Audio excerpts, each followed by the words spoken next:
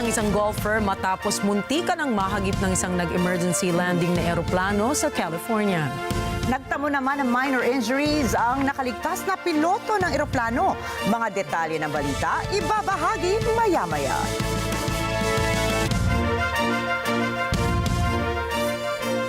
Magandang gabi. Ako po si Rikki Mathay. At ako si Rikki Alagao Flores. Ito ang Mata ng Agila International para sa mga headlines ngayong Martes ng gabi. Inflation rate ng Pilipinas nitong July lumobo sa 4.4%. Pilipinas bantay sarado sa reclamation project ng China sa West Philippine Sea. Proxy forces ng Iran posibleng sumali sa gera laban sa Israel. US court judge tinawag na isang monopolist ang kumpanyang Google. And the Filipino poll voter EJ Obiena bigong mapanalunan ng gold medal. Mondo Duplantis ng Sweden nagtala ng bagong record.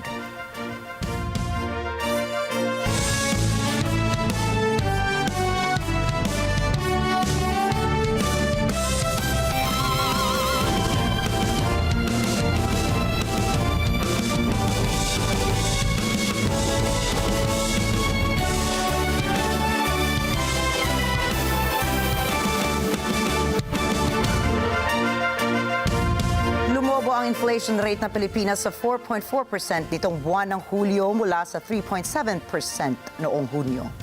Mas mataas ito sa inaasahang target inflation range ng gobyerno na 2% hanggang 4%. Ayon kay National Statistician Claire Dennis Mapa, ang main source ng inflation ay ang pagtaas ng presyo ng pagkain at non-alcoholic beverages na may pagsirit sa inflation rates na 6.4%. Nag-ambag ito ng kabuuang 55.5% sa overall inflation ng July 2024. Ayon sa Philippine Statistics Authority, ang top 5 contributors kung pag-uusapan ng commodities ay rice, restaurants, rentals, liquefied petroleum gas o yampung LPG at fresh o chilled na kamatis. Mahigpit na binabantayan.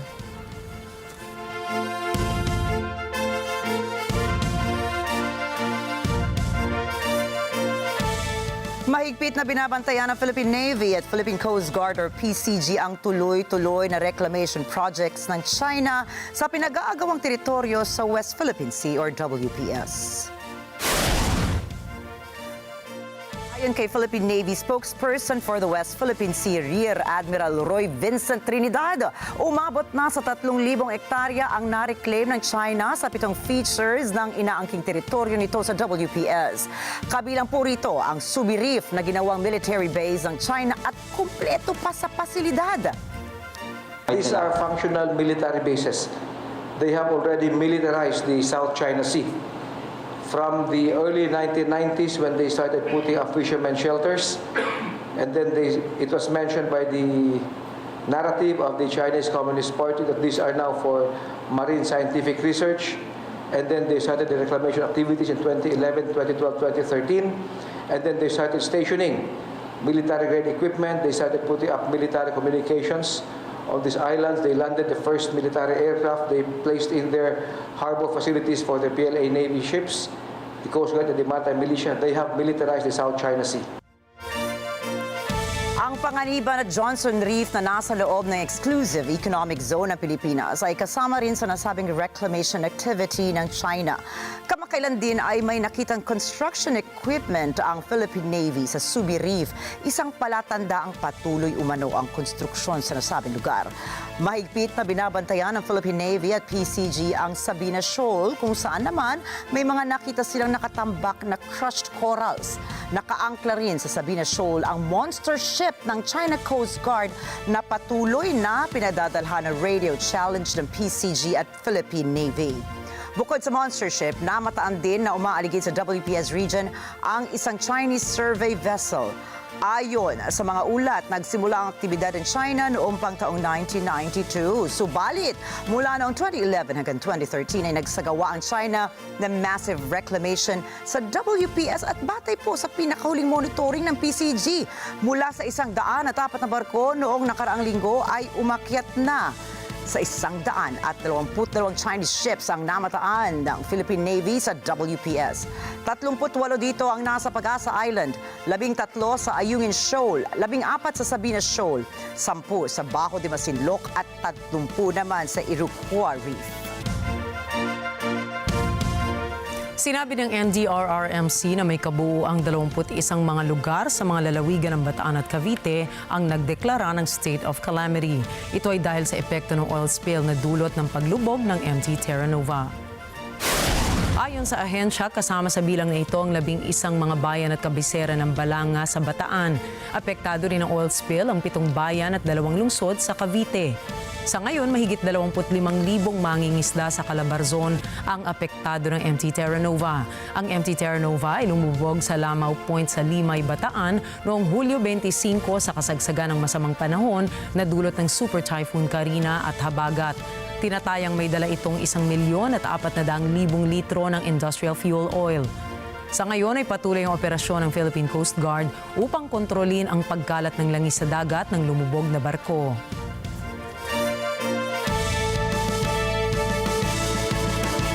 Iminungkahi ni House Speaker Martin Romualdez na bigyan ng pensyon ang mga atletang Pilipinong nanalo na medalya sa mga Olympic competitions.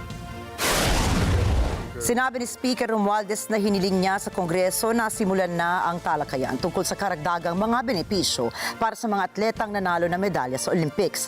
Nilinaw niya na ang gobyerno ay dapat magbigay ng kahit anong benepisyo sa mga nagwagi, pinansyal man o hindi, sa mga nagdala ng karangalan sa Pilipinas. Iminungkahi rin ni Romualdez na bigyan ng habang buhay na pensyon ang lahat ng mga Pilipinong Olympic gold, silver at bronze medalist simula edad 40. Sinabi niyang iimbitahan bilang mga resource person sa mga atletang Pilipino, mga coaches at maging ang support staff sa deliberasyon ng kanilang plano para sa pensyon ng mga nagwaging Olympians. Nabawasan ang bilang ng mga tech scams. Ito ang inihayag ni Senator Grace Poe sa Senate plenary session kahapon. Binigyang diin po ang napansin nitong korelasyon ng bilang ng tech scams sa Philippine Offshore Gaming Operators o POGO hub sa bansa. Sa isang pahayag ng senadora, sinabi niyang from that time on, actually a little before that time until the present, kung mapapansin ninyo, wala nang masyadong nagte-text scam sa inyo ngayon nang mga nanalo kayo ng ganitong jackpot o kaya yung package ninyo, kailangang i-redeem ninyo, ganito, ganyan. So nangangahulugan lamang na malaki ang kinalaman nitong mga nag-ooperate ng mga illegal na pogo sa ating bansa. Iminungkahi din ng senadora ang kahalagahan ng pagkakaroon ng batas hinggil sa pagbabawal ng pogo sa Pilipinas. Matatanda ang isinulong ni Poe ang SIM registration law para ilaban ang krimen sa nasabing platform tulad ng text at online scams. Naghain naman si Senator Joel Villanueva ng panukalang magpapatupad ng total ban sa mga pogo hubs. Nakapagtala ng higit 23.8 million enrollees ang Department of Education para sa ikalawang linggo ng pagsisimula ng pasukan ng school year 2024 up to 2025. Batay sa datos ng ahensya, may 23,845,025 ang nakapag-enroll o 86.10 ng 27.6 million na gumawa nito noong nakaraang school year.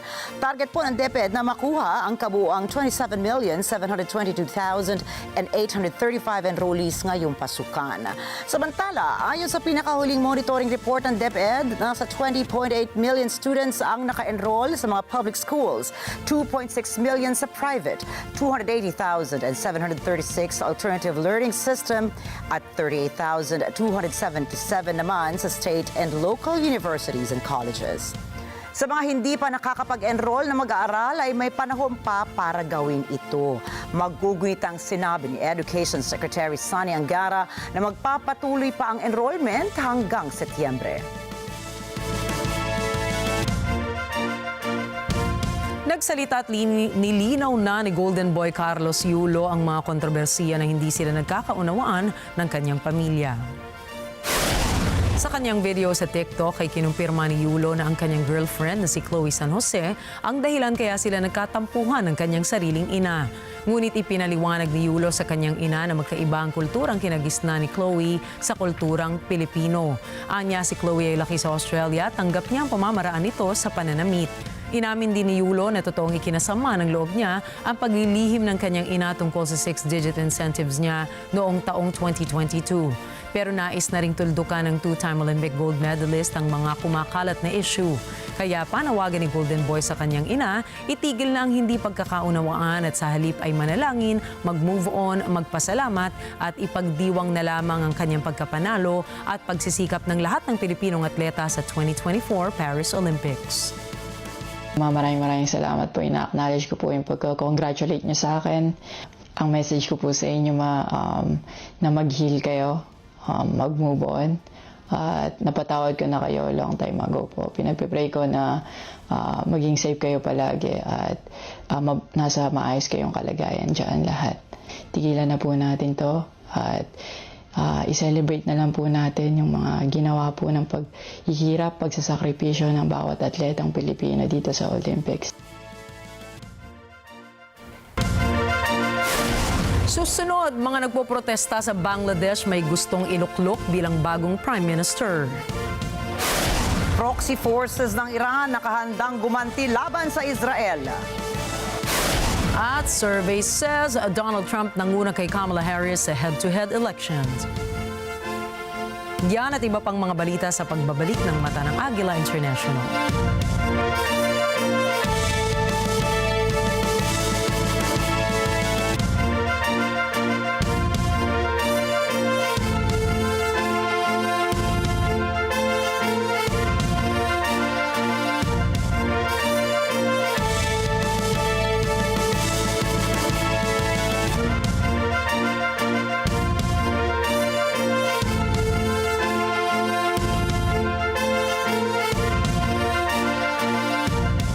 This portion is brought to you by Supreme Pure.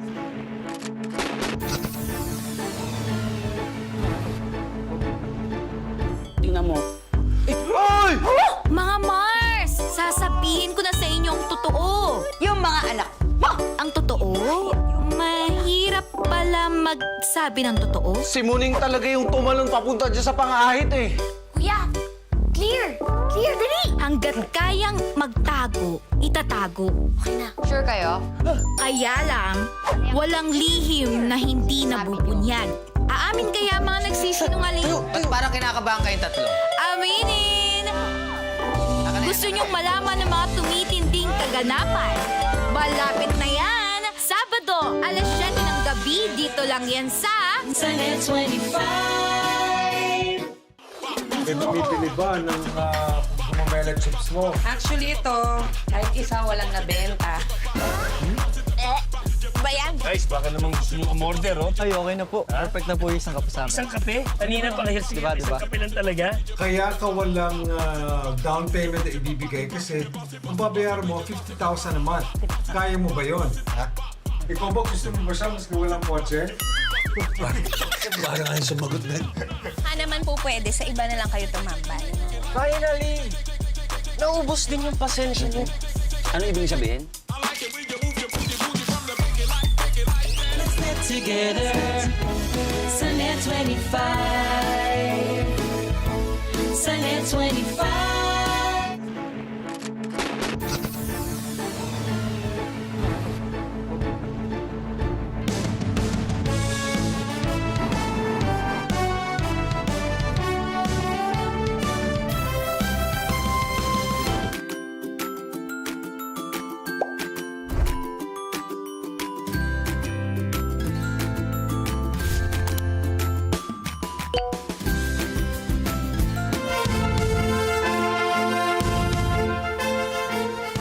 Hinimok ni Japanese Prime Minister Fumio Kishida kasama ang mga lokal na opisyal ng Hiroshima ang iba't ibang pinuno ng estado na huwag umasa sa nuclear arms.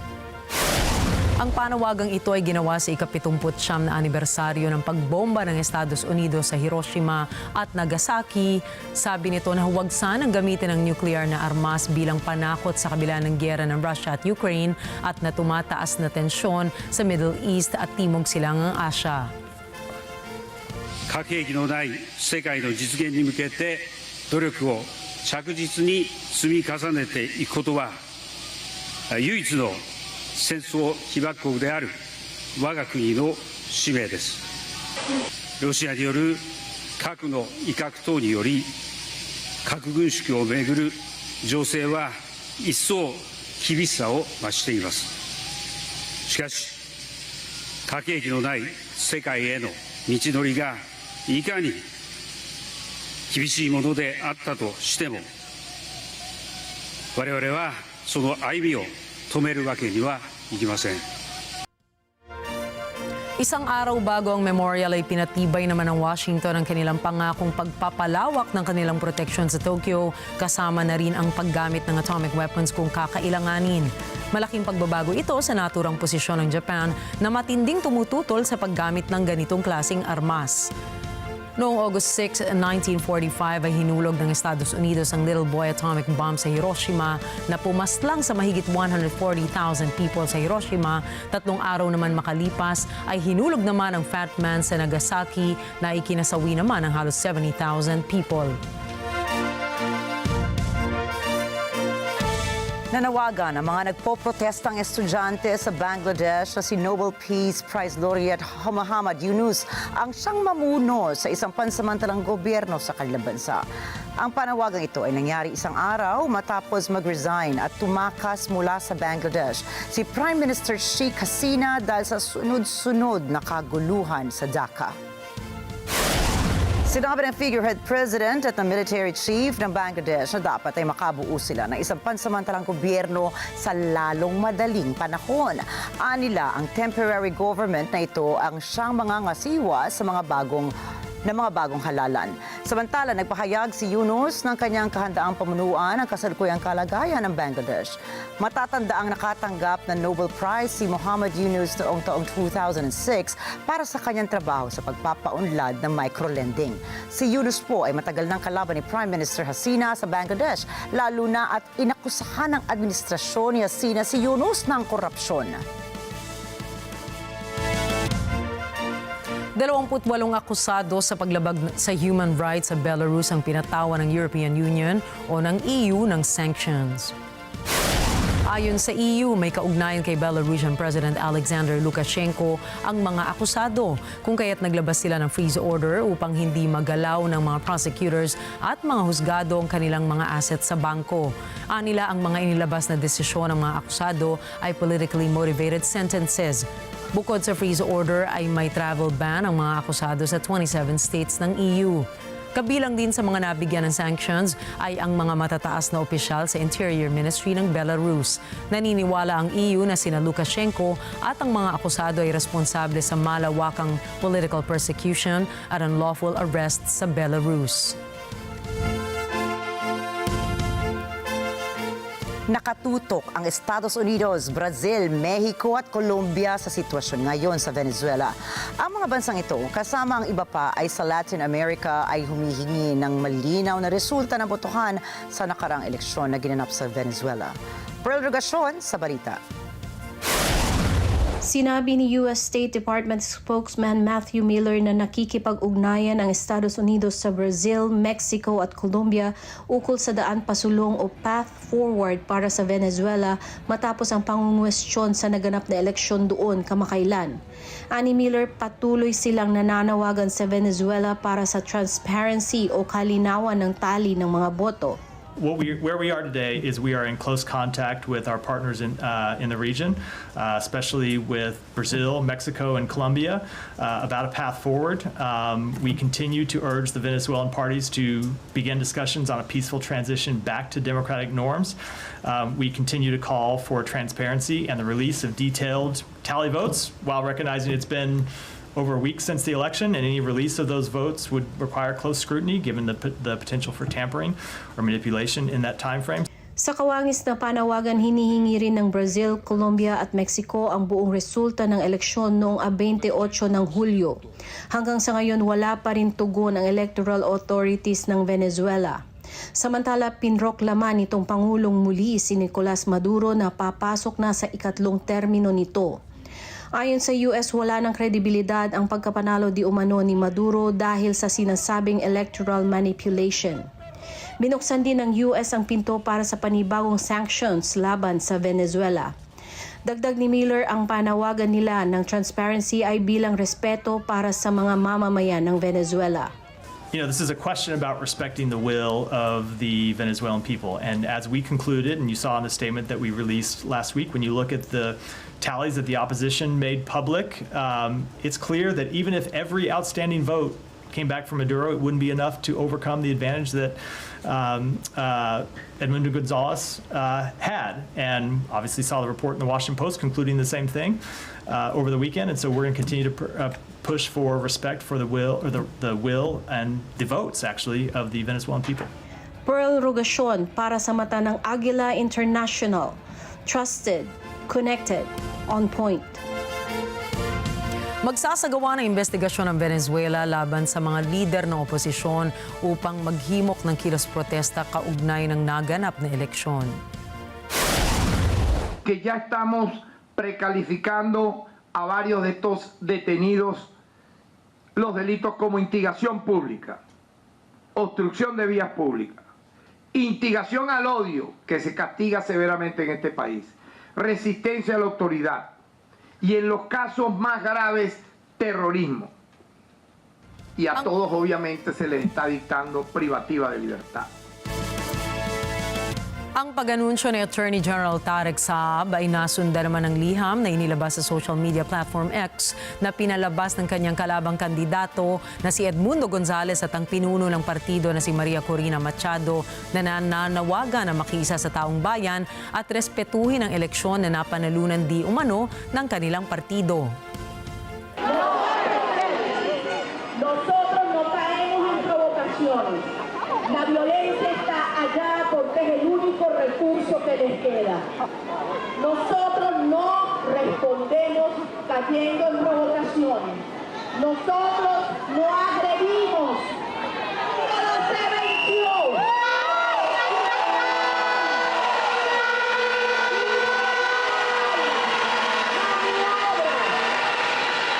Que no hay maniobra pseudo jurídica que pueda tapar la verdad. La verdad está en nuestras actas. La verdad está en nuestros corazones. Sinimulan na ng security forces ng Venezuela ang operasyon o Operation Knock-Knock na ikinabahala naman ng ibang mga grupo. Ayon sa mga ibang organisasyon, nagdodoble kayod ang kapulisan ng Venezuela na arestuhin ang mga individual na nakilahok sa mga kilos protesta. Pag nahuli na, harap ang mga taong ito sa terrorism charges at hindi bibigyan ng oportunidad ang tao na humarap sa isang hurado. Binansaga naman ni Venezuelan President Nicolas Maduro ang mga individual na ito bilang kriminal at pasista. Solo pido justicia por nuestros hijos. Nuestros hijos no son ningunos guerrilleros, ni son ningunos delincuentes, ni son terroristas, ni los cargos que le acusan. Soy la madre de unos de ellos, y así como estoy yo en estos momentos, están muchos de ellos, muchos familiares, muchas madres, y aún muchos desaparecidos. Y le pido al Padre Celestial que haga su voluntad aquí en esta tierra. Ayon sa ibang opisyales ng Russia, nagsimula na magpadala ang Kremlin ng advanced air defense and radar equipment papuntang Iran matapos humingi ng armas ang Tehran sa kanilang bansa. Ayon sa pahayag ng ibang media network ng Iran ay nanawagan si Iranian President Masoud Pezeshkian sa mas mga matataas na opisyales ng Kremlin upang mapalawak ang sinasabi nitong strategic partnership. Ayon naman kay Russian Security Secretary Sergei Shoigu, tinatrato ng Iranian President ang patuloy na paglusob ng Israel sa Gaza at ang pagpaslang kay Hamas leader Ismail Haniyeh bilang klarong paglabag ng international laws at peace treaties. Isang beses nang nanawagan ng Russia sa mga bansa sa Middle East na iwasan na ang labanan na posible pang magpalaki ng gyera sa nasabing rehiyon. Штабы сотрудничества с Ираном сегодня носят, в общем, достаточно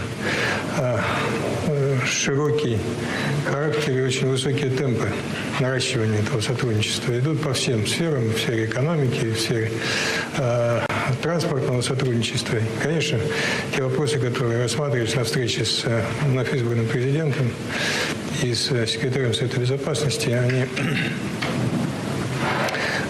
охватывали весь круг тем весь круг вопросов, начиная от Сирии, безусловно, тревожные события на границе Ливан-Израиль. Конечно, это касалось и последних событий, которые произошли в Тегеране, трагических событий. Эту тему нельзя было обойти. Nagbanta ang Iran na gaganti ito sa pagpatay ng Israel sa political leader ng Hamas na si Ismail Haniyeh sa Tehran. Maraming mga tanong tuloy ngayon ang umusbong kung gagamitin ng Iran ang mga armed militia nito laban sa Israel. Kabilang sa mga militia na ito ay ang Hezbollah group sa Lebanon na dati ng kalaban ng Israel. Ang isa pa ay ang Popular Mobilization Forces na pinaniniwalaang binibigyan ng Iran ng mga rockets, drones at iba pang mga armas. Ang Hamas at Houthi ay mga grupong inaarmasan din ng Iran, kaya sinasabi ng mga war analysts na posibleng gamitin ng Iran ang mga nabanggit na proxy forces para sa isang retaliatory strike. Bukod sa pagpapaula ng missile strikes ng proxy forces sa Israel, ay asahan ng tataas ang bilang ng mga masasawi sa magkabilang panig. Anila maaari itong magdulot ng mas malawak na digmaan sa Middle East na siyang kinatatakutan ngayon ng maraming tao. 5 sa mga tauhan ng Estados Unidos ang nasugatan sa isang pag-atake sa isang military base sa Iraq. 2 Katyusha rockets ang tumama sa Ain al-Assad Air Base sa kanlurang Iraq noong Lunes at ang isang rocket ay bumagsak pa sa loob mismo ng military base. Sinabi ng US Army na isa sa mga Amerikanong tauhan nila ang malubhang nasugatan at aabot sa 7 kasama na ang mga sibilyan ang nasugatan din. Hindi pa malinaw kung ang pag-atake ay may kaugnayan sa mga banta ng Iran na gumanti sa pagpatay sa political leader ng Hamas si Ismail Haniyeh. Dati nang sinabi ng Iran na may pananagutan ng Estados Unidos sa pagpatay kay Haniyeh dahil sa kaalyado nito ang Israel. 9 na miyembro ng staff ng United Nations Relief and Works Agency for Palestinian Refugees o UNRWA ang sisisantihin ng ahensya. Ito ay dahil sa suspecha na maaari silang sangkot sa pag-atake ng Hamas sa Israel noong October 7, 2023. Si Mayfanway Zaragoza para sa balita.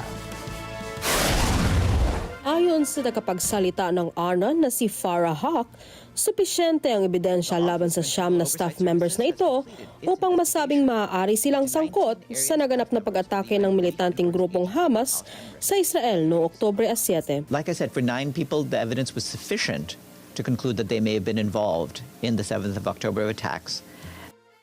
Ayon kay Hawk, natapos na ng UN Office of Internal Oversight Services ang investigasyon sa mga aligasyon na sangkot ang 19 na UNRWA staff members sa mga pag-atake.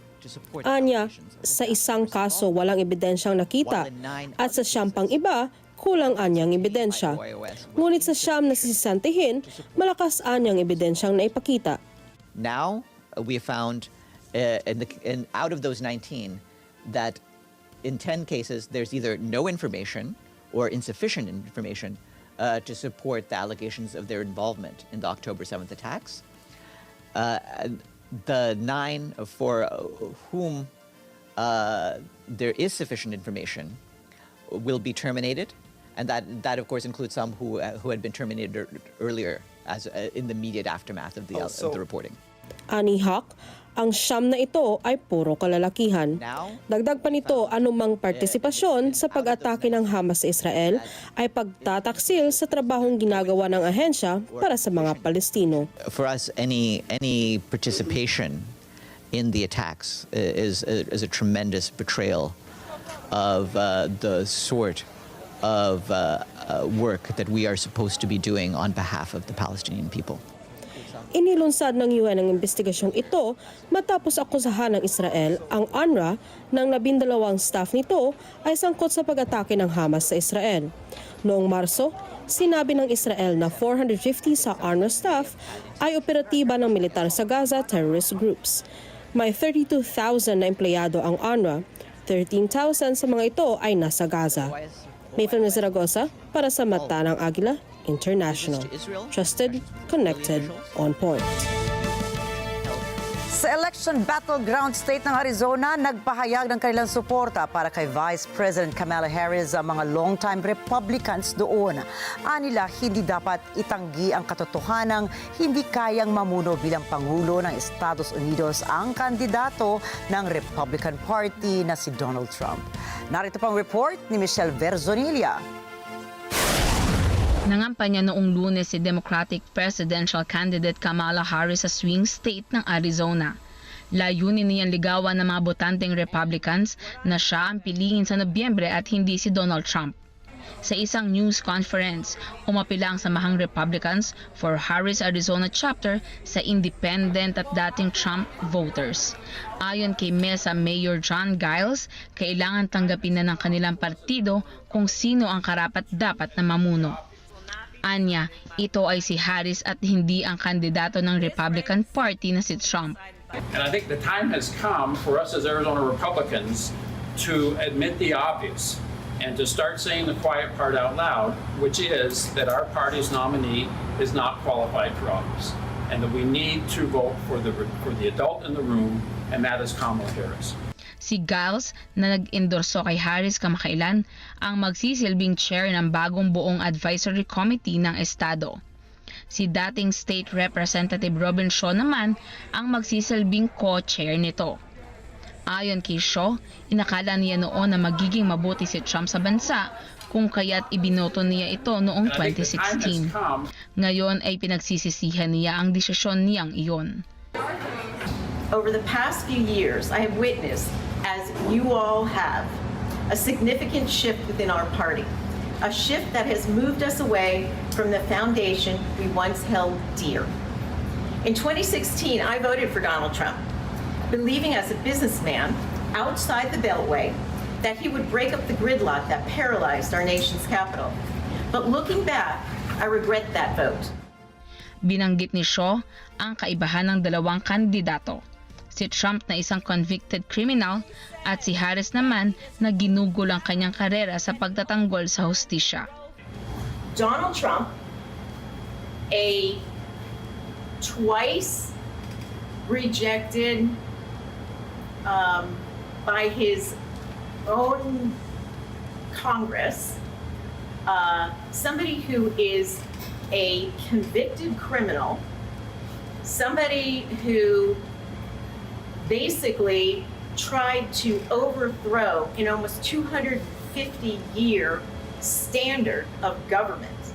And you compare that to somebody who has spent her entire career fighting for justice and a host of other things that she's done. And you compare them as candidates for a job. There's just no comparison. Michelle Verzonilla para sa mata ng Agila International, trusted, connected on point.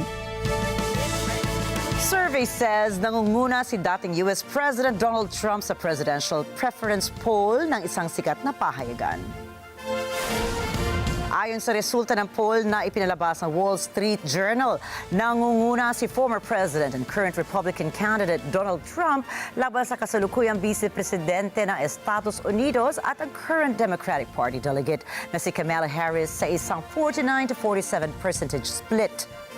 Habang sa isang multi-candidate matchup naman ay nanguna si Harris ng 1 punto lamang sa kanyang pinakamalaking kalaban sa pagkapresidente sa isang 45-44% split. Ang naturang survey ay sinagawa ng may 1,000 respondents na may 3% margin of error. Pinag-aaralan na ni World Health Organization o WHO Director General Tedros Adhanom Ghebreyesus ang pag-convene ng expert committee para pag-usapan ang lumalawak na impact sa outbreaks sa Africa. Ito ay kung idedeklara na ito bilang isang international emergency. Simula noong Setyembre, nagkaroon na ng pagtaas ng kaso ng naturang sakit sa Democratic Republic of the Congo na pinaniniwala ang kumalat na rin sa iba pang mga African countries. Ayon kay Ghebreyesus, nilawakan na rin ng UN Health Agency, Africa Centers for Disease Control and Prevention at mga local governments sa Africa ang kanilang tugon sa naturang problema. Diin ng UN Director General, ikinokonsidera nito ang lahat ng salik kung kailangan ng pulungin ang International Health Regulations Emergency Committee para rito. Ang Mpox na kilala sa dating tawag na monkeypox ay isang nakakahawang sakit dulot ng virus na naililipat sa mga tao mula sa mga hayop, lalo na sa rodents o daga. Posible rin ang human-to-human transmission sa pamamagitan ng physical contact. Una itong nadiskubre noong 1970s sa Democratic Republic of the Congo, kung saan ang inisyal na palatandaan ay lagnat, pananakit ng kalamnan, skin lesions at iba pa.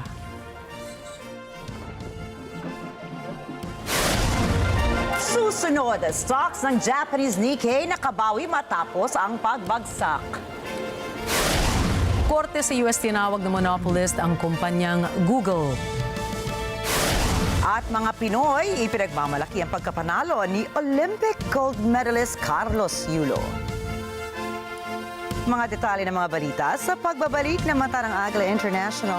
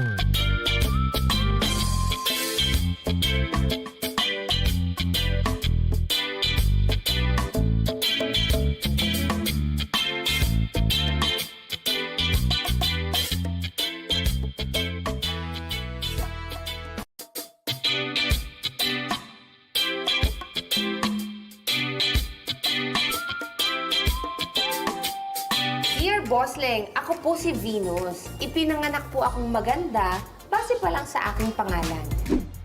May wrinkles ka na! Ay! Asan? Joke lang, sis. May ka-boardmate po ako, si Miriam, na hindi naman kaganda.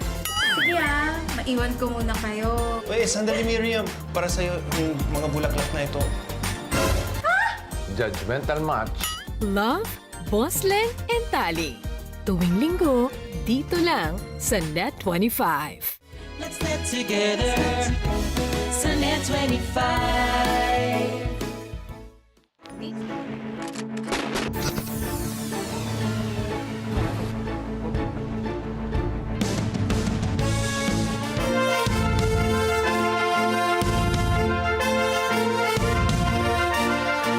Nagbabalik ang Mata ng Agila International sa pagpapatuloy ng ating mga balita ngayong gabi.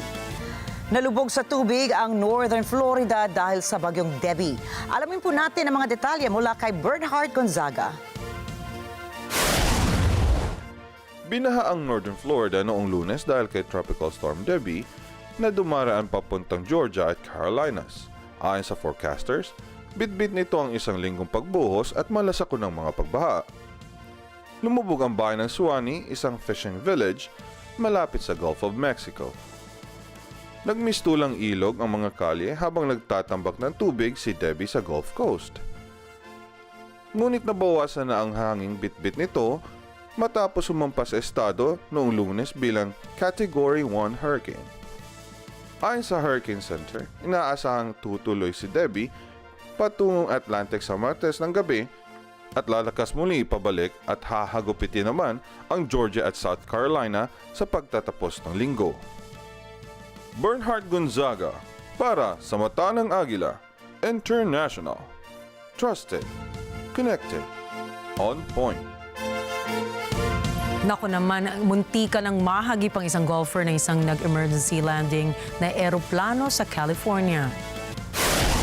Kita sa video ang tangkang pagland ng light plane sa isang daan sa Haggin Oaks Golf Complex sa Sacramento. Dumausdos ang nasabing aircraft mula kalsada patungo sa isang putting green area. Nakita ito ng golfer na naglalaro doon at tumalon itong paatras upang makaiwas. Tuluyan namang tumama ang eroplano sa isang shop. Ayon sa lokal na ulat, nagtamo ng minor injuries ang nakaligtas na piloto ng eroplano. Iniimbestigahan naman ng otoridad ang sanhi ng emergency landing sa lugar. Samantala, nag-aani ng maraming kwestiyon ang anti-pinch safety feature ng automaker na Haubo matapos maipit ang daliri ni Chinese billionaire Zhou Hongyi sa pinto ng sasakyan nito. Naganap ang insidente sa isang safety demonstration noong July 30. Kita po sa video na intensyonal na iniligay ni Zhou ang daliri nito sa isang awang ng sasakyan. Matapos pindutin ni Zhou ang isang boton ay unti-unting sumara ang pinto ng sasakyan. At nang tuluyang sumara ang pinto ay dito na nag-backfire ang feature at naipit ang daliri ni Zhou. Nang bumukas ang pinto ng sasakyan ay halatang nasaktan ang bilyonaryo sa pagkakaipit ng kanyang daliri. Ayon naman kay Zhou, dahil sa ilang taon na pag-rock climbing ay naging malakas sa mga daliri nito. Isang dahilan kung kaya kinaya nitong maipit sa pinto ng sasakyan.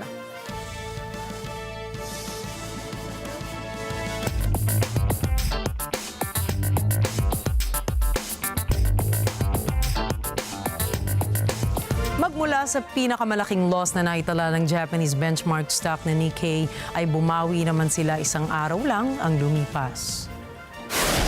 Isang stock surge mula sa Nikkei na umakyat naman ng halos 10% ang nagtapos ang trading window kahapon. Natulungan itong maibsan ang potensyal na pagbagsak na ekonomiya ng Japan sa kabila ng pagbagal na ekonomiya ng Estados Unidos at nagtataas ang interest rates ng bansa. Ayon naman kay Neil Newman, na Head of Strategy at Astris Advisory in Tokyo, normal lang ang paglusong ng stock price ng isang kumpanya matapos magtalaga ng record loss dahil sa normal na ugali ng stock traders. Ang mahalaga lang ay obserbahan kung stable ba ang kalagayan ng kumpanya at kung buhay ba ang ekonomiya. Sa kabila nito ay binabantayan pa rin ng mga tao ang pagbago ng Japanese stock market dahil posible nitong maapektuhan ang presyo ng dolyar. Pinangangambahan naman ngayon ang matinding epekto ng pagbagsak ng dolyar. Ito po ay matapos ang biglaang pagbaba ng stocks ng Japan. Sa huling datos na inilabas ay nakapagtala ang Japanese Nikkei ng 12.40% na siyang itinuturing na pinakamababa mula pa noong October 1987. Dagdag pa rito ang tapatan ng yen kontra sa dolyar dahil sa tinatawag na carry trades kung saan ay nanghihiram ng pera ang mga investors. Ito ay hihiramin nila mula sa mga bansa na may mababang interes kagaya ng Japan na gagamitin naman para sa pagpopondo sa ilang investments. Kasunod nito ay ang pangamba sa posibleng pagtaas ng presyo ng mga pangunahing bilihin sa bansa kagaya ng langis. Samantala, ayon sa Institute for Supply Management, bumaba ng bahagya pa ang US stocks. Ito naman ay dulot sa tumataas sa bilang ng mga taong walang trabaho.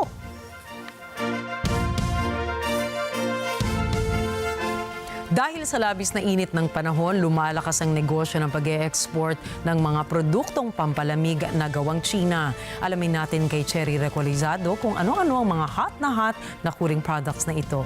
Cherry. Mula sa damit na protection laban sa araw hanggang sa panggawa ng yelo, ang cooling products na made in China ay bumenta sa export scene. Ito ay habang tumitindi ang heat wave sa Northern Hemisphere. Kamakailan humawak ng higit sa 400 customs declarations para sa cooling products ang Zhejiang Xinjiang Customs Brokerage. Ang kumpanyang ito ay base sa Eastern Chinese Export Hub na Yiwu City. Ipadadala ang mga produkto nito papuntang Germany at France. Ayon sa kumpanya, 5 beses ang pagtaas ng export nito kumpara noong nakaraang taon pagdating sa mga produktong tulad ng swimsuit, damit na pang-protection sa araw at mga sombrero. Samantala, nakapag-develop ng produktong temperature-sensitive fabric ang High Hope Zhongjian Corporation. Nakapag-export ito ngayon ng halos 6 na milyong piraso at nag-generate ng kabuuang halaga na 520 milyong yuan. Ang pinakabagong data ay nagpapakita na mula Enero hanggang Hunyo ng taong ito nakapag-export ang China ng kabuuang 38 million air conditioners, isang pagtaas ng 21% kumpara noong nakaraang taon. Sa parehong panahon, nakapag-export din sila ng 40 million refrigerators na tumaas ng 26% mula noong isang taon. Ang overseas popularity ng electric appliances ng China ay maiuugnay din sa mga pagsisikap sa inobasyon at mabilis na delivery at logistics turnover. Cherry Recolisado para sa mata ng Agila International. Trusted, connected, on point. Sa kabila naman ng pag-asang kumita ng malaking pera sa pagdagsa ng mga turista para sa Olympics, sinasabi ng mga restaurants, cafes and hotels sa Mathay na hindi nila nararamdaman ang inaasahang kita. Myla Simbulan po para sa balita. Sa isang restaurant sa Southern France, inaasahan ng may-ari na si Alexandra Bonel na kumuha sana ng 35 na seasonal na manggagawa bilang paghahanda para sa mga laro. Sa halip, nag-recruit lamang si Brunel ng 21 at sinabi niyang nakapansin siya ng 30% na pagbaba sa kita kumpara noong nakaraang taon sa buwan ng Hulyo. Sinabi naman ni Enzo Sicarelli, isang trabahador sa isang kainan, na puno ang establishmento noong seremonya ng pagbubukas. Pero sa mga sumunod na araw, hindi dumating ay inaasahan nilang dagsa ng mga tao. Inaasahan ng Marcel na siyang host ng soccer at sailing events ang mahigit 500,000 na manonood sa panahon ng Olympics. Ngunit sa kabila ng positibong pananaw, sinabi ng may-ari ng isang hotel na ilang mga kwarto sa lungsod ang nananatiling bakante. Ayon naman sa isang may-ari ng restaurant, ang Olympics ay naging dagok pa nga sa kanyang negosyo dahil sa konstruksyon sa kanyang lugar na tumagal ng 2.5 taon at nagdulot ng pagkaalis ng mga paradahan ng restaurant. Hinihingi niya ngayon ang kompensasyon mula sa gobyerno upang mapunan ang nawalang kita. Dagdag pa niya, pinaasa lamang sila na makakabawi sila sa nawalang kita, ngunit hindi ito ang nangyayari sa kasalukuyan. Myla Simbulan para sa mata ng Agila International, trusted, connected, on point.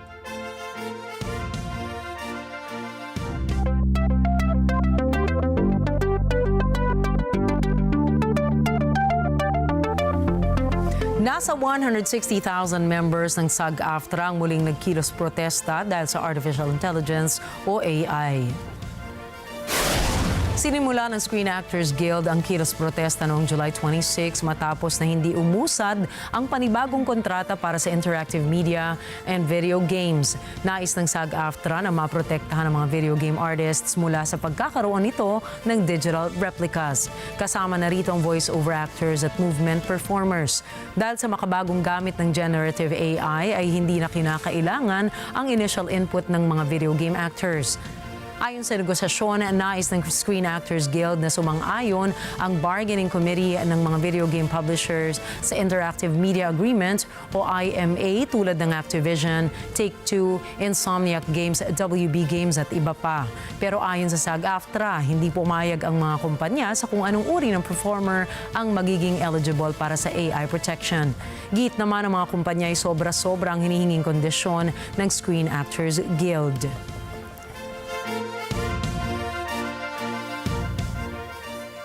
Tinawag na monopolist ng isang US court judge ang Google matapos matalo ang tech giant sa isang major antitrust lawsuit. Ayon sa lawsuit, dominated ng Google ang search market dahil sa bentahan nitong default distribution kung saan karamihan sa mga default search engines sa maraming device ay Google. Hindi naman nilinaw kung ano ang kakaharaping penalty ng Google.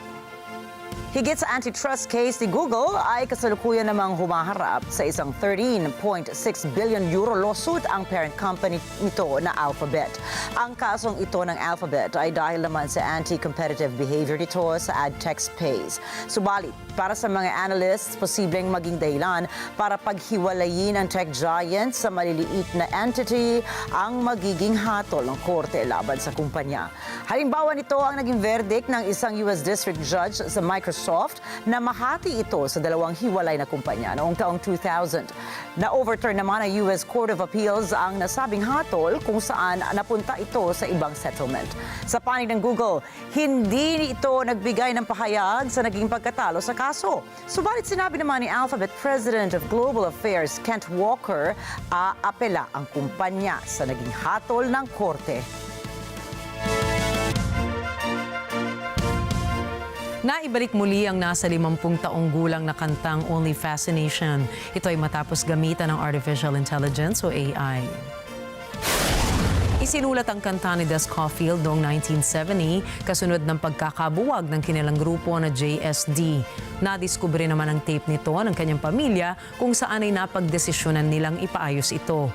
Ayon sa kanyang pamangkin na si Leaf ay ninanais niya na pagsamahin ang orihinal na audio nito kasama ang kanyang boses. Nagmula ang inspirasyon niya sa AI-generated na kanta ng Beatles at boses ni John Lennon. Samantala, namayagpag naman ang mga kanta ng bandang JSD noong 1960 at 1970 na kinabibilangan ng mga miyembro na si Sean O'Rourke, Chuck Fleming, Rob Mears, Colin Finn, Des Caulfield, Jim Divers at Lindsey Scott.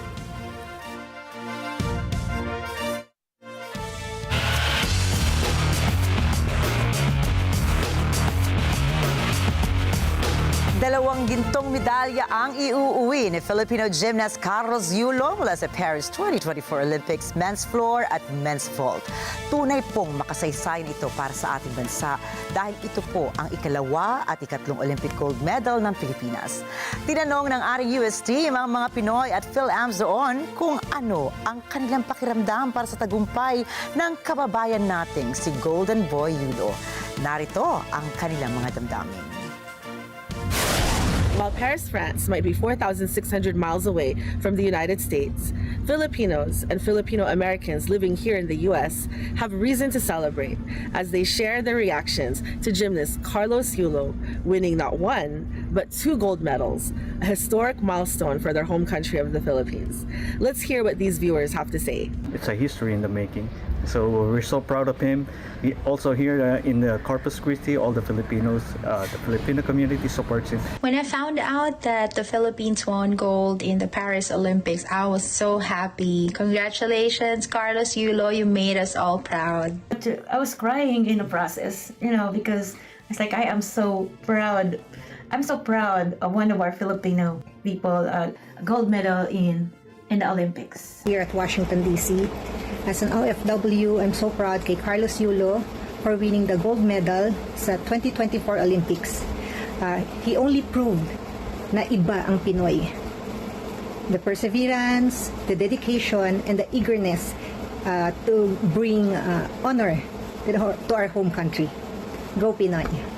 I believe it's our second gold. When Carlos Yulo won the gold, it just shows that we can really now compete in the international level, that as Filipinos, we can show to the world that our talent are world-class. Sinabi niya sa akin ng asawa ko na nanalo Pilipinas, tuwan-tuwa ako, napalumindag ako sa tuwa.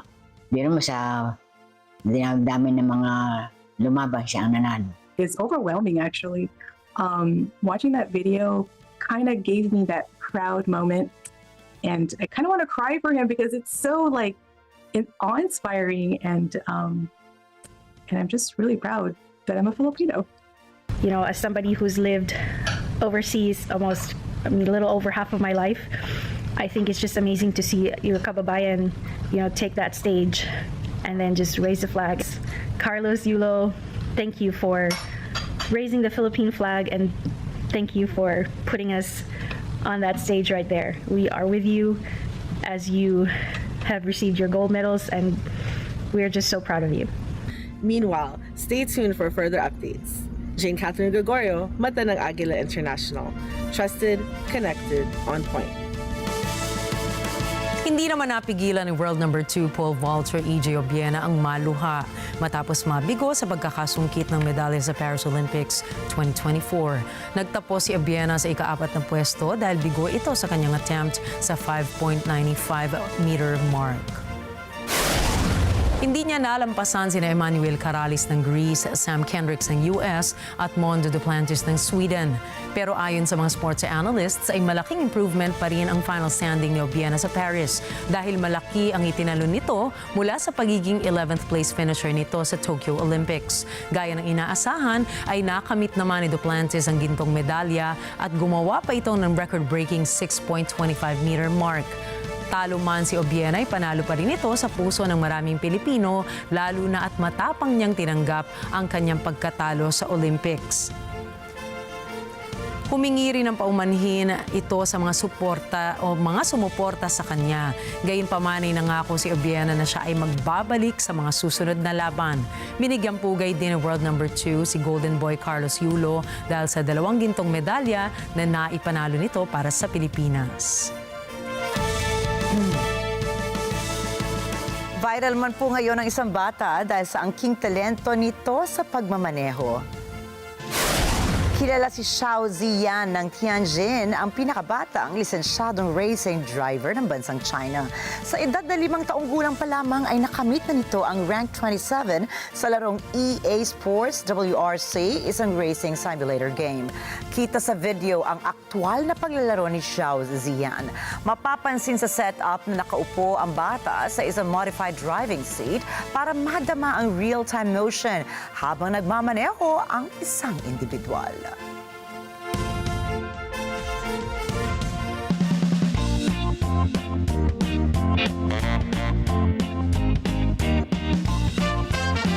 Dumaranas ngayon ang Spain ng matinding init dahil sa sunod-sunod na heat wave.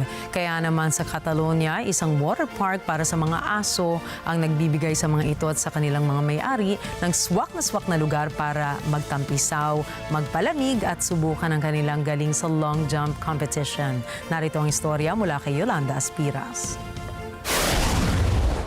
Sa water park na ito para sa mga aso, maaaring ipakita ng fur pets ang kanilang galing sa doggy paddle sa isa sa 2 pool habang naglalaro ng fetch. Pwede rin para makaramdam ng adrenaline rush habang nagpapadaus-dos sa isa sa mga slides. Kung hindi naman nila trip ang tubig, maaari ring mag-enjoy ang mga aso sa buhanginan o sa luntiang parke. Ang water park na ito ay nag-oorganisa rin ng mga meet-up ayon sa lahi ng mga aso. Yolanda Aspiras para sa mata ng Agila International. Trusted, connected, on point. Ipinakita na ng Los Angeles Lakers ang pangalawa sa 3 estatwa ni NBA star Kobe Bryant at anak nitong si Gianna Gigi Bryant. Ang nasabing memorial ay kinomisyon bilang pagkilala kay Bryant at ito ay matatagpuan sa Crypto.com arena. Makikita si Kobe at Gigi na nakaupo magkatabi habang magkayakap bilang paalala sa pagmamahal ni Kobe sa kanyang pamilya. Magugunitang noong January 26, 2020, nasawi ang Lakers star at anak nito kasama ang 7 iba pa nang bumagsak ang helicopter na sinasakyan nila. Oh, ang ganda, no? Alam mo, Rikki, kahit na 4 na taon, mahigit kasi January, no, na ang nakakalipas, talagang sariwang-sariwa pa rin sa memory ng mga fans si Kobe Bryant yung nangyari sa kanya. Kasi sobrang unexpected naman talaga. Lalo ka na, di ba? NBA fan ka din, di ba? Well, hindi kasing big fan as hobby, syempre. Pero yun na nga dahil doon, nasusubaybayan ko yung mga nangyayari. And nakakabigla yun. Ako naman, I have to admit, I'm not really a basketball fan. Pero nung narinig ko rin yung balitang yun, naantig din talaga puso. Ako naiyak ako bilang isang magulang din, di ba? At nakakabila rin. And we have to also give it to Kobe. Yung talaga namang isa siyang legend, kumbaga, sa basketball at sa sports, sa larangan ng sports. At balita nga natin na napakalaki rin ang puso ni Kobe Bryant noon. Kaya isa ako sa mga nakidalamhati noon. Ako lagi kong ang ginagamit yung mga words na nagmula kay Kobe Bryant sa mga anak ko. Kasi sinabi niya na kung gusto mong maging successful, maka-achieve ka sa buhay mo, kailangan consistency tsaka disiplina. So yan ang lagi kong ina-inculcate sa pag-iisip ng mga anak namin. Speaking of sports, Nina, syempre nakaabang pa rin ang buong bansa sa pagpapatuloy ng Paris Olympics. At wag po kayo mga ba, dahil marami pa rin tayong mga atleta na lalaban pa Tama. Diba, lalaban pa yung golf team natin, di ba, Nina? So, Dapat may pag-asa pa tayong Kapit lang. makapanalo ng mga medalya. And of course, kay EJ, naku, kawawa. Si EJ, wag ka masyado malungkot. Oo, tsaka ang dami naman na niyang napanalo in the past. Plus, hindi pa to katapusan kasi may mga susunod pang Olympics na sabi ko nga, kung talagang mahusay, talagang lulutang at lulutang din. Tsaka ang layo na ng narating niya from Tokyo Olympics, di ba? Talagang sabi nga From yung 11th jump nga na yun. to the 4th spot. And we are still very proud of you. And of course, all our Filipino athletes, That's patuloy niyo po right. ang pakikipaglaban, ang Laban Pilipinas dyan sa Paris. Ayan. At tandaan, narito po kami para maghatid ng balita sa amang dako ng mundo. Muli, ako po si Rikki Mathay. At ako naman si Rikki Alagao Flores. Ito ang Mata ng Agila International. Para sa mga balitang nangyari sa iba't ibang panig ng mundo, punta naman po tayo kay Alma Angeles para sa Net 25 World News. Take it away, Alma.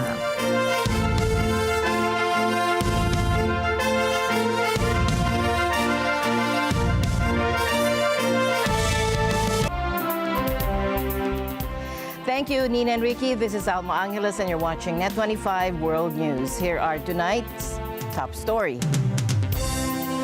Bangladesh's president dissolved parliament today, clearing the path for an interim government to take shape. And this move comes a day after Prime Minister Sheikh Hasina resigned and fled the country amidst a violent crackdown on a student-led uprising. We welcome the announcement of an interim government and urge any transition be conducted in accordance with Bangladesh's laws. The news starts now.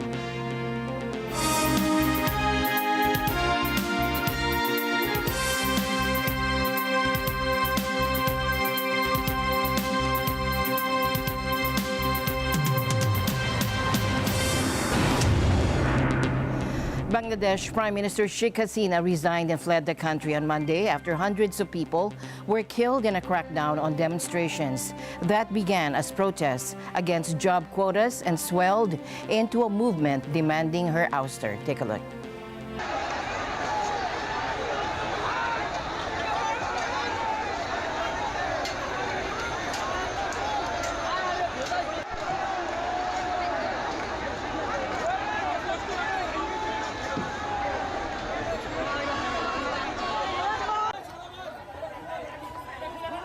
As Bangladesh Prime Minister Sheikh Hasina resigned on Monday and fled the country, protesters stormed her residence in the capital of Dhaka and began looting one of the most protected buildings in the country. Elsewhere in the city, they chiselled away at the face of a statue of her father, state founder Sheikh Mujibur Rahman, with an axe.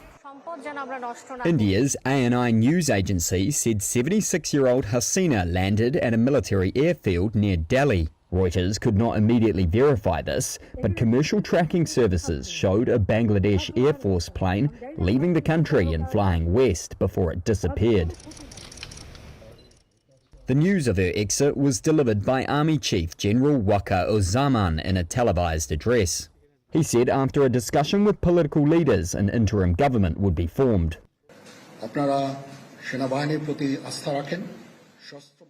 Please keep faith and trust in the Army. I take the responsibility and I promise to protect the lives and property of the people. Don't lose faith in the Army. God willing, we will fulfill your demands and bring peace and harmony back to the country. I request to you all to support the Army and stop the violence, murders, hooliganism, and the protest. Bangladesh has been engulfed by violence after student protests began against quotas, which reserve some public sector jobs for veterans of Bangladesh's 1971 independence war, in some of the worst violence since the birth of the South Asian nation more than 5 decades ago. About 250 people have been killed and thousands injured. It escalated into a campaign to oust Hasina, who won a 4th straight term in January in an election boycotted by the opposition. In defiance of a nationwide curfew, there was jubilation as thousands of people marched in the streets of the capital. We will never forget the student martyrs who have freed us today. They will always be in our hearts. Now, there is another aspect we haven't covered. Pakistan's involvement before 1971. Bangladesh was not an independent nation. It was East Pakistan and West Pakistan being the other half of the country. The split of East Pakistan led to the creation of Bangladesh, which has strained relations between Bangladesh and Pakistan. Relations are frayed between Bangladesh and Pakistan, with Sheikh Hasina being staunchly anti-Pakistan, and for a good reason. Pakistan's army jailed her father, Sheikh Mujibur Rahman, and slaughtered thousands of Bangladeshis. Now the feeling is mutual, as Pakistan's military was no fan of Hasina, criticizing her on multiple occasions, especially regarding the 1971 war. Could Pakistan have plotted her ouster? Sheikh Hasina's parties claim so, alleging that both Pakistan and the U.S. played a role in the recent violent protests. The U.S. has been critical of Sheikh Hasina's latest election, questioning its fairness. And this scrutiny appears to have been a strategic move by Joe Biden, who viewed Bangladesh as a site for a democratic experiment, thereby applying pressure on Sheikh Hasina while giving leniency. Sheikh Hasina has accused the U.S. of attempting to overthrow her government in Dhaka. Turning to Bangladesh, we have seen the announcement that Prime Minister Hasina resigned from her position and departed Bangladesh. We are monitoring the situation carefully. The United States stands with the people of Bangladesh. We urge all parties to refrain from further violence. Too many lives have been lost over the course of the past several weeks, and we urge calm and restraint in the days ahead. We welcome the announcement of an interim government and urge any transition be conducted in accordance with Bangladesh's laws. As for the veracity of these allegations, the U.S. has a history of influencing regime changes, as influenced by Imran Khan's accusations that were behind his government's downfall in Pakistan. While this capability is not in question, concrete proof is lacking, and some point to BNP social media posts critical of Sheikh Hasina, many of which are reportedly run from the U.S., as potential evidence of interference. ওই সেনাবাহিনী যে কি করতে পারে আমার জানা আছে। আপনারা জানেন যে কটা ঘটনা যতগুলি খুন খারাপি এই শিবির বিএনপি জামাত এরা একসাথে করেছে। However, this alone doesn't prove U.S. involvement, as many opposition figures are in exile, including Sheikh Hasina, who is heading to the UK, proving U.S. meddling will be challenging, and the involvement of Pakistan is even more complex. The opposition in Bangladesh includes Jamaat-e-Islami, an Islamist party that opposed the country's independence in 1971 and collaborated with Pakistan's military. Although initially marginalized and many of its leaders imprisoned for war crimes, Jamaat eventually regained influence by promoting a Muslim identity in a country founded on secular principles. Another significant opposition party is the Bangladesh Nationalist Party, or BNP, established by Zawur Rahman, who removed secularism from the constitution and emphasized Islamic identity. Some leaders of the BNP have also faced accusations of war crimes. The BNP and Jamaat are now political allies. BNP সম্পূর্ণ মদত দিচ্ছে। আমার প্রশ্ন এরাই যে এত কিছু করছে অর্থ সরবরাহ কারা করছে সেটা আপনারা খোঁজ নেন যে অর্থগুলি কোথা থেকে আসছে আপনারা সেটাও খবর নেবেন। আমি আপনাদের কাছে অনুরোধ এবং আমরা চাই যত দ্রুত সম্ভব এই অবস্থা পরিবর্তন হবে অনেকটা আমরা। The BNP and Jamaat are now political allies, both viewed as being lenient towards Pakistan. Reports suggest that they have connections with Pakistan's deep state, including allegations that the BNP received funding from Pakistan's ISI. They have also been implicated in planning terror attacks, such as the 2016 Dhaka cafe incident. Prime Minister's remarks on the whole incident and blaming us, being BNP mainly, is totally baseless. It is full of vengeance, because they have been trying always to defame BNP, which is a totally democratic party and a liberal democratic party. Unfortunately, this has become the trend of our Malik and the party leaders to blame everything for everything, BNP for everything. So is Pakistan behind efforts to oust Sheikh Hasina? Her supporters think so, accusing the Pakistani mission in Dhaka of fomenting violent protest. Yet there is no definitive evidence linking Pakistan or the US to these events. In fact, this movement turned into a people's movement. Just when the students came out on the streets, not only a sort of university students, the school students also came out on the streets, and that was because of the. In fact, it happened because of the main reason is this, that the people are now suffering there economically, politically, and the entire society has become in such a place that no governance is there. What can be inferred is that Pakistan might welcome this potential regime change. Though there hasn't been an official response from Islamabad, the U.S. stance also likely contributed to the situation. Despite any criticisms, Sheikh Hasina has maintained growth and stability and curbed extremist forces. Nonetheless, Biden's administration put pressure on Dhaka while showing leniency towards other countries like Pakistan, Saudi Arabia, and Egypt. Ultimately, the real driving force behind any changes in Bangladesh's political landscape is its people. The takeaway is clear: political power ultimately lies with the populace, who can both grant and withdraw it.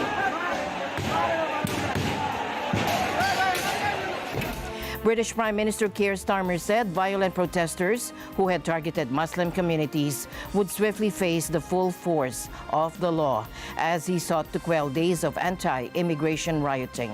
Thomas I. Likeness reports. This is not protest. It is organised, violent thuggery. That's British Prime Minister Keir Starmer reacting to the anti-immigration demonstrations. He says they have no place on the country's streets or online. We've seen Muslim communities targeted, attacks on mosques, other minority communities singled out, Nazi salutes in the street, attacks on the police, wanton violence alongside racist rhetoric. So no, I won't shy away from calling it what it is: far-right thuggery. Anti-immigrant and anti-Muslim groups seized on last week's attack after misinformation spread on social media that the suspect was an immigrant and an Islamic radical. Police have said the 17-year-old suspect had been born in England, and they add they're not treating the attack as a terrorist incident. Nevertheless, the demonstrations continued. The violence culminated on Sunday when protesters swarmed a hotel that housed asylum seekers. Many of the demonstrators had their faces covered with masks or balaclavas. They threw bricks at police and broke several of the hotel's windows before setting fire to a large bin close to the hotel. Starmer vows to hold the rioters accountable. We'll ramp up criminal justice. There have already been hundreds of arrests. Some have appeared in court this morning. I've asked for early consideration of the earliest naming and identification of those involved in the process, who will feel the full force of the law. And thirdly, I've been absolutely clear that the criminal law applies online as well as offline, and I'm assured that that's the approach that is being taken. The last time violent protests erupted across Britain was in 2011, when thousands of people took to the streets after police shot dead a black man in London. Starmer was the country's chief prosecutor at the time. In the city of Lancaster, anti-immigration and counter-protesters faced off. Nazi scum off our streets!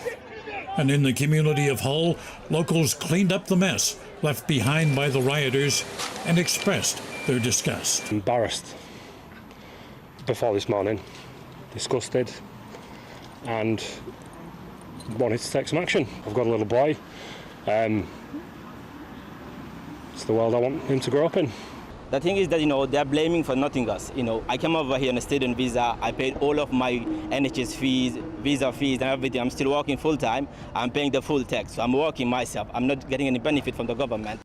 The Muslim communities are terrorized. If I'm going to use the word, they are terrorized. They fear for their safety. They fear that they cannot go out. They fear that anything could happen. Like we saw that taxi drivers have been attacked. So people cannot really go and do their day-to-day job, realistically, because Uber drivers have been attacked, taxi drivers attacked, women are threatened, mosques vandalized. And this is becoming the kind of, in the last few days, the activity that is happening on a daily basis across different regions in the UK. Whatever the apparent motivation, this is not protest, it is pure violence, and we will not tolerate attacks on mosques or our Muslim communities. So the full force of the law will be visited on all those who are identified as having taken part in these activities. In a joint statement, a group of faith leaders from Liverpool said too many people have sought to use the tragedy to create division and hate. They added can and has left communities in fear and has put people in danger. That has become a moment at which to mobilise against particular asylum seekers and Muslims, and that has continued, after the evidence is that the person isn't either an asylum seeker nor a Muslim, and people can then say, well, children of African migrants, that's part of my argument too, or they can continue to attack asylum seekers and Muslims. So that tells us something about the group reputation of those groups among the people with, potentially far-right views and prejudiced views of them. But it is also that groups have been looking for an attempt to create a flashpoint, particularly around asylum accommodation, for the last several months. Thomas I. Likeness, Net 25 World News. Deadly tropical storm Debbie is pummeling the southeast. States of emergency are in effect as storm brings life-threatening flooding to Georgia and South Carolina, and at least 4 people are now dead, including 2 children. Debbie dropped buckets of rain on northern Florida as it moved toward Georgia and the Carolinas. At least 4 people have died in the storm. The victims included a 12-year-old girl and a 13-year-old boy. They died in separate incidents after being hit by falling trees. Police say the driver of a transport truck died after losing control of his vehicle, which plunged into a water-filled canal. And there are no details on the 4th death. Florida Governor Ron DeSantis says, unlike other hurricanes that have hit the state, water, not wind, is the big concern. And the good thing is that there's not really a place where you would do a big tour of the damage compared to what we saw with Idalia and certainly what we saw with Hurricane Ian. There's still risks. There's risk from a lot of water, but from a wind perspective, this was not at the level of the previous storms that we've seen. This is not Hurricane Michael. This is not Hurricane Ian, but it is a very saturating, wet storm. And as Kevin said, these riverines, when they get to be a certain level, and when they crest, and the water that's going to come down from Georgia, it's just going to be something we're going to be on alert for, not just throughout today, but for the next week. And although Debbie's winds are not that strong, Michael Brennan of the National Hurricane Center says the storm still presents a deadly risk. And for many people, the impacts from Debbie are only beginning. They are going to extend throughout the week across portions of the coastal southeastern U.S. We're still seeing dangerous conditions in the Big Bend region of Florida with a storm surge warning in effect, dangerous tropical storm force winds near the core of Debbie, widespread power outages, and those conditions, especially the winds, but then also the heavy rainfall and storm surge are going to extend northward along the southeast coast of the U.S. and linger later into this week. We have a tropical storm, strong tropical storm still, with the tropical storm conditions occurring across much of inland portions of northern Florida. We still have a tropical storm warning for the middle of Longboat Key up to Indian Pass, including the Tampa Bay region, and along the east coast from St. Augustine up to South Santee River, South Carolina. So that's where we're going to see those tropical storm conditions continue through the rest of today along the Florida Gulf Coast, and then begin to spread northward along the southeast coast from northeast Florida up into Georgia and South Carolina. Now, the thing that's going to change now is Debbie this morning has been moving at around 10 miles per hour forward speed, but you can see once we get into tomorrow through Wednesday, Thursday, even into early Friday, the forward speed of Debbie is going to slow down dramatically as the steering currents collapse. So we're going to see the center of the system just crawl along the southeast coast of the United States for 2 to 3 days. This is going to result in a prolonged extreme rainfall event with potential for catastrophic flooding across coastal portions of Georgia, South Carolina, even extending up into North Carolina. We've got a storm surge warning that's still in effect for the west coast of Florida, from the middle of Longboat Key through the Tampa Bay region, through the Big Bend up to Ocklawahnee River. We still have elevated water levels here, and the tide cycle is now coming back up. So we could still see the potential for 4 to 6 feet of inundation between Asilla River and Yankeetown, 3 to 5 feet down to Chassahowitzka, 2 to 4 feet down into the Tampa Bay region through this next high tide cycle. Then we'll start to see those water levels begin to gradually recede later today and into tonight. A powerful EF1 tornado touched down in downtown Buffalo just before 1 p.m. yesterday, causing significant damage to the city. The twister, packing winds of up to 90 miles per hour, tore through the area, ripping off roofs, downing trees, and scattering debris. The storm, which originated as a waterspout over Lake Erie, quickly intensified as it moved inland. Dramatic footage captured the moment the tornado made landfall, showing its destructive force as it swept through the city. Thankfully, there have been no reported injuries, but the cleanup effort is expected to take some time. City officials are working diligently to restore power and clear the streets of the debris, and the National Weather Service is continuing to assess the damage and determine the full extent of the tornado's path. The United Nations says 9 staff members of the UN Relief and Works Agency for Palestinian Refugees may have been involved in the October 7th Hamas attack on Israel. And the agency says the 9 have been fired but did not reveal the extent of their involvement. Julian Bukayan reports. The United Nations launched the investigation after Israel charged in January that 12 UNRWA staff took part in the Hamas-led October 7 attacks that triggered the Gaza war. In March and April, another 7 cases were added to the file. UN spokesman Farhan Haq says the UN's Office of Internal Oversight Services investigated a total of 19 people. Haq says the agency is still deciding what to do with the 9 people where there is insufficient evidence linking them to the attack. In one case, no evidence was obtained by OIOS to support the allegations of the staff members' involvement, while in 9 other cases, the evidence obtained by OIOS was insufficient to support the staff members' involvement. With respect to these 10 cases, appropriate measures will be taken in due course in conformity with UNRWA regulations and rules. In respect of the remaining 9 cases, the evidence obtained by OIOS indicated that the UNRWA staff members may have been involved in the armed attacks of the 7th of October 2023. The employment of these individuals will be terminated in the interests of the agency. He also declined to give details of the level of involvement of the workers who have been fired. For us, any participation in the attacks is a tremendous betrayal of the sort of work that we are supposed to be doing on behalf of the Palestinian people. Hawk says the 9 individuals who the investigation concluded may have been involved are men. Israel stepped up its accusations in March, saying over 450 UNRWA staff were military operatives in Gaza terrorist groups.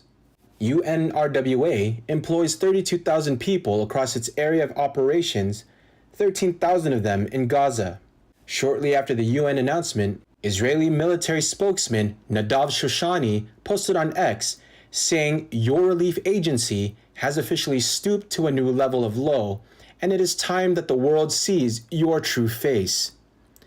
Julian Bukayan for Net25 World News. Our correspondent Sarah Alcantara was in London, where thousands of Iglesia Ni Cristo members celebrated the church's 110th anniversary. When Net25 World News returns.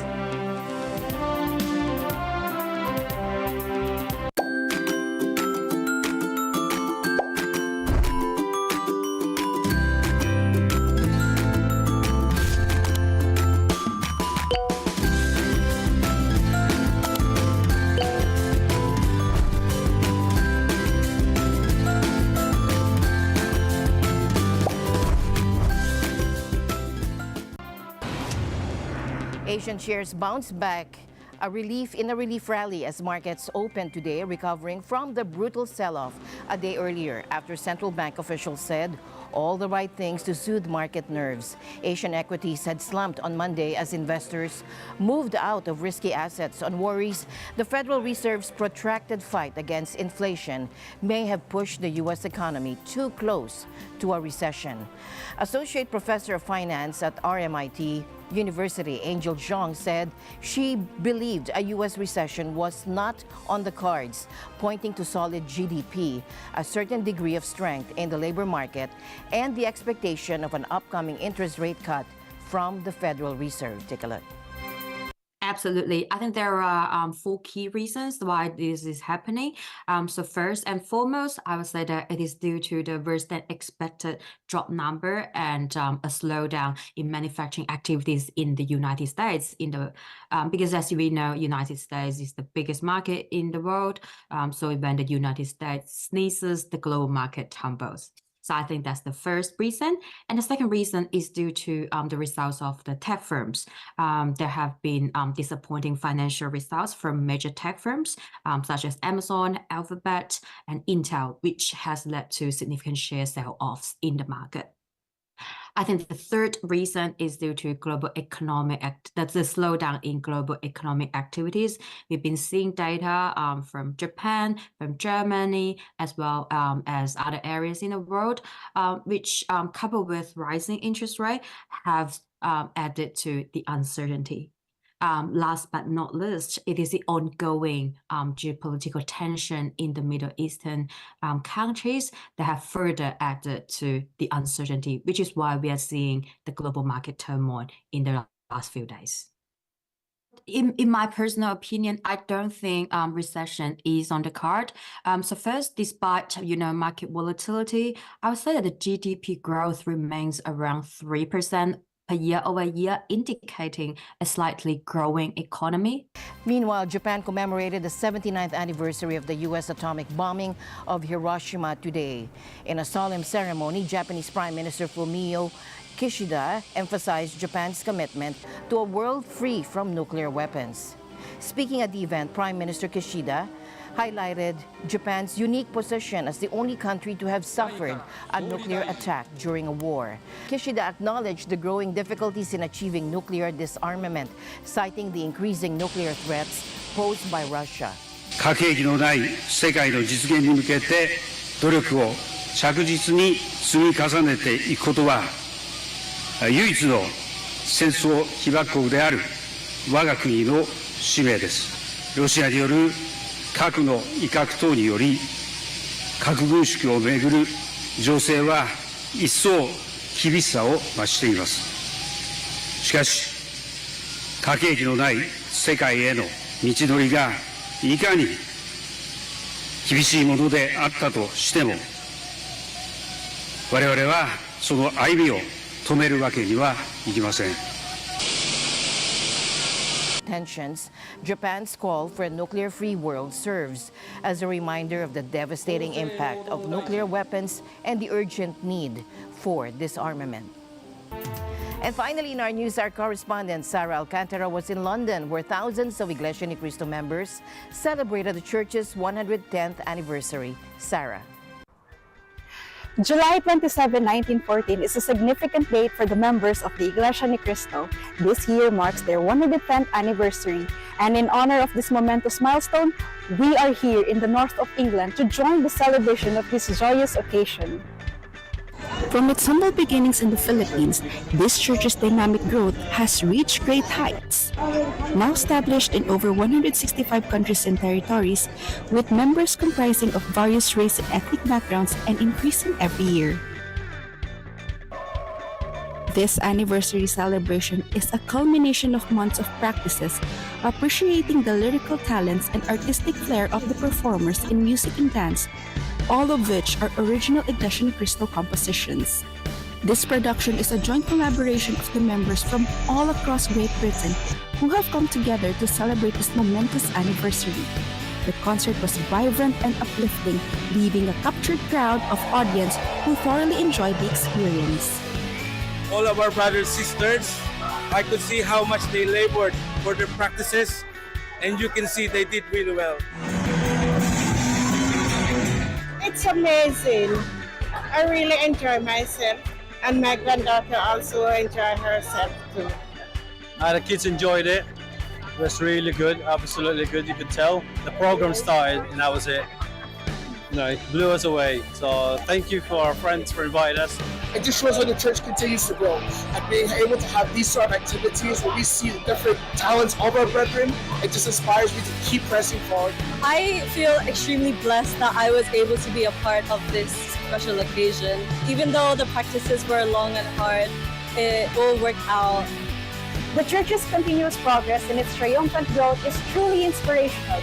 This milestone celebration has left everyone in the spirit of camaraderie and deep appreciation of the global work and charity missions of the Iglesia ni Cristo in today's society. And with that, we end today's program. For everyone here on Net 25, I'm Alma Angeles. Thank you all for joining us. Good night.